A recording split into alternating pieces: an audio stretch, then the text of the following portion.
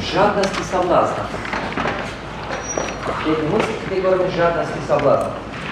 Что значит бедные мысли категория жадность и соблазн? Что это означает? Мышление, жадность и соблазн это так формировано в нашем подсознании, что есть внутри человека желание быстрее разбогатеть. Понимаете, да? И самое главное, в современном мире очень много соблазнов, очень много привлекательных выглядит все.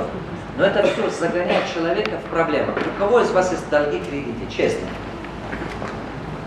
Да? Хорошо. А что вас привел к долги, кредите? Ваше желание разбогатеть? Почему? Вы понимаете? Я снова повторю. Что создал вам долги, кредиты? Что привел к долги, кредиты?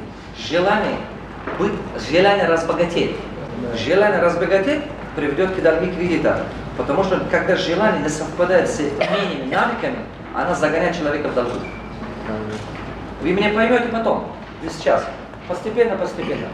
Завтра я буду говорить о деньгах. Я завтра буду рассказывать, как систематизировать, как создать систему, как формировать финансовую защищенность, как достигать финансовую стабильность, как стартовый капитал формировать, как управлять мечтой, как найти точку безубыточности смены бюджета.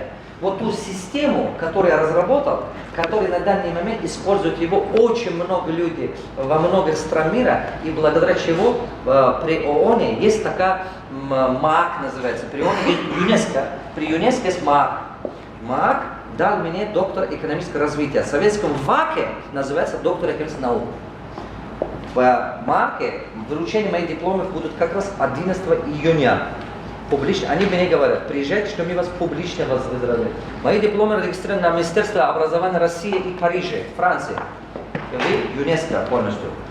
На 2 языка, на английский это. И международный это уровень. Это очень большое достижение. Почему? Это именно та система, которую разработал, она помогает массовый народ прийти к финансовой стабильности.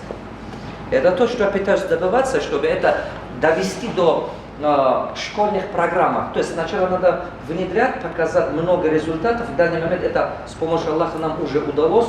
Мы уже имеем более несколько тысяч семей, которые живут по нашей системе. Несколько тысяч. Не 1, 2, 3, 5. Несколько тысяч у нас есть полностью архивы, то есть именно примерах, и в любой момент можешь звонить, спросить людей, которые живут по нашим системам, мы этого добились, слава Богу. И вот завтра буду об этом говорить, а послезавтра буду говорить о кредитах. И, соответственно, буду говорить о долгах и так далее частично.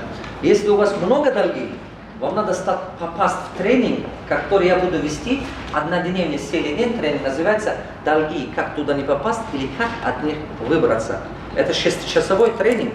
Я его недавно провел в Бишкеке, вы даже не представляете, как создали табу. Я напишу сейчас в данный момент книгу. Когда попал в долгу, мне пришлось разработать систему, как выйти от них. Мне просто пришлось, ребята, это правда. Почему? Потому что я понял, что даже умирать невыгодно. Я думал даже о самоубийстве, но понял, что умирать даже невыгодно. И разработал систему, назвали его «Долги тают на глазах». Там такая технология, там такие системы разработал. Колоссальные системы, правда. Я на него еще работаю, физически времени хватает его закончить. Но я работаю над этим. Я думаю, что до конца года по моим планам 3 книги выходят. Одно из них это из долги, как от них избавиться. Почему? Я его анонс поставил на другие мои книги. Вы даже не представляете, сколько людей его ждут. Сколько людей звонят. Это просто словами. У меня ощущение, что... Вот скажите, сколько процент вашего окружения имеет долги? Сколько процент люди?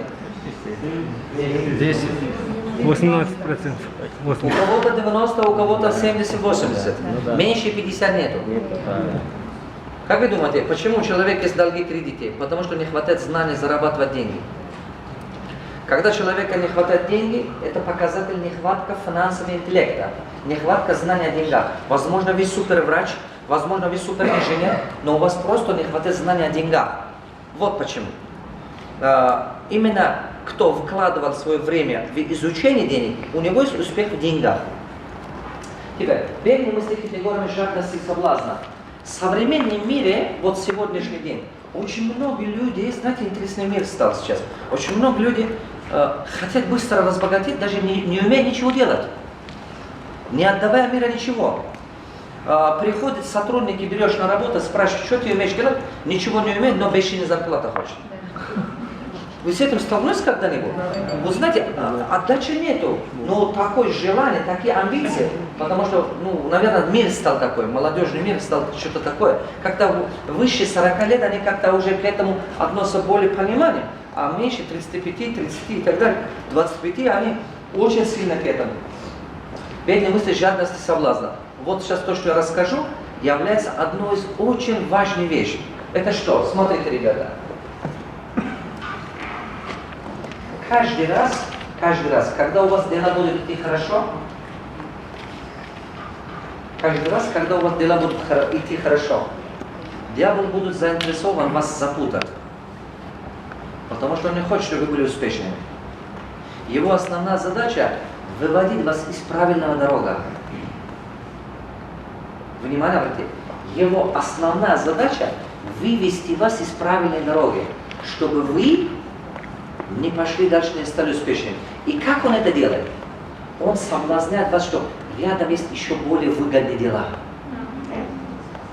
Знакомое ощущение, да? Знакомо? Вы заметите, что внутри вас сидит какое-то желание еще чем-то заниматься. Это ловили себе когда-нибудь? Ощущение, что как будто рядом чего-то есть более выгодные дела по сравнению то, что вы занимаетесь. И это вот этот соблазн притягивает, привлекает человеку, и человек начнет туда-сюда бросаться. Внимание, это потому что его основная задача вас вывести, чтобы этого успеха у вас не было. Однажды моя дочка меня пригласила, говорит, папа, отвези меня в детскую площадку. Я говорю, ладно. И пошла с ней в детскую площадку. Я уже не помню, 4 года говорили, 5 лет, я уже не помню. Вот там китайцы придумали такие вот эти, типа, машины. Ты стоишь, как будто ты на лыжах катаешься. На это, да, доска есть, как скейтборд, как называется. Да, как будто на него ты катаешься. Вот так, молодец. Вот так, смотри, там робот играет. 3 робота, 1 ты. Ты выбираешь одного, это ты, остальные 3 робота. Она мне сказала, папа, давай соревнования. Я говорю, хорошо. 10 раз она играла, 10 раз я. То есть 1 раз она, 1 раз я, 1 раз она. Послушайте внимательно. 9 раз она занимала 1 место, 1 раз 2 место. 9 раз 1 место. Она спустилась 1. Даже, вы понимаете, там 3 еще робота. Она обгоняла роботов. 1 спустилась. А я 9 раз 4 место. Послушайте.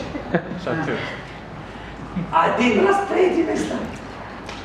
Когда я постоянно спустился 4, я начал думать, почему бы у нее этого не научиться. Я 1 раз спустился 3, только потому, что у нее старался этого учить. Я думал, как мне это научить? Как она это делает? Я начал учиться у нее, и у меня 1 раз чуть-чуть шагался на 1 место вперед. А потом я внимательно посмотрел, что она делает. Что она делает?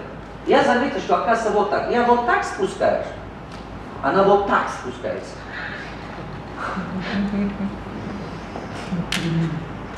А теперь посмотрите на эту ситуацию, попробуйте его. Знаете, в тот день я получал такой урок, который когда-то меня обошелся очень дорого. Но я получал такой колоссальный урок от этого. И вот теперь посмотрите на эту ситуацию, попробуйте сказать свои взгляды, свое видение. Что вы поняли из этой истории? Но эта история теперь приведите в жизнь, нашей реальной жизни. Что вы поняли из этой истории? Пожалуйста, пожалуйста. Надо учиться. Когда мы приезжаем в какой-то город, например, мы не знаем, какие улицы. Мы обыскаем, мы находим по разных улицах. А тот, кто житель этого города, он приведет... Он быстро приходит. Хорошо, хорошо. Такой вывод, такой вывод, пожалуйста. Цели, возможно, идти короткой дорогой или длинной. То есть есть цель, можно короткой дорогой пойти, можно длинной дорогой. Пожалуйста. Это нехватка знаний, это ошибки. Вот. Это нехватка знаний. То есть я не знал, как делать, а она знала, да, 5-летний ребенок? Надо учиться, которые приходили эту дорогу. Ну, она же тоже не знала же. учить у опытных людей, как это делать. То есть я, да, действительно, я один шаг сделал, потому что я начал учиться у них. И еще какие выводы? Пожалуйста, размышляйте, думайте, думайте, пожалуйста, вникайте. Жадность, соблазн, стабильность. Жадность и самостабильность. Что значит? Ростачество, стабильность. Стабильность. А что, это нестабильность, что я чуть-чуть пошел остановиться, что ли? Нет, это жизнь. Я хочу, чтобы это урок уславили. То есть все свои мысли бросим туда. Вы думаете, что она раньше этим занималась? Первый раз пришла на говорят. Он наш ребенок. Мы, например, взрослые. Я не могу точно сказать, это нет, пожалуйста, браток. Она была 100% Лаваль? То есть вы это сейчас сделали вывод, да? То есть, если наставника есть, намного легче. Хорошо, ребята. Она была Да, говорите. 100% в игре. Эй, солнце, руки поднимай, надо говорить, а то базар-вокзал не пойдет. Пожалуйста, королева. По одному, вы точно не королева. Она была включена 100% в игру. Ребята, смотрите, теперь я хочу, чтобы вы от уровня игра отошли. И делайте от него зерно. Вытащите шелуху, понимаете? Шелуха есть зерно. Вытаскивайте урок, который в жизни можем практиковать. Да? Хочешь его дом без торта. Как вы думаете, королева? Скажите что-нибудь? Но она этим занималась. Спасибо, ребята. Смотрите, я сейчас то, что скажу, очень важно. Если вы сейчас стараетесь вникать в него, это поможет вам очень много добиться. Это дал мне понятно, но очень интересная вещь. Очень-очень интересный жест. Правую руку поднимаем, повторим за мной. Самый медленный человек, который выбирает один путь, раньше всех достигает своей цели, по сравнению с самым активным человеком, который по пути отвлекается разными делами.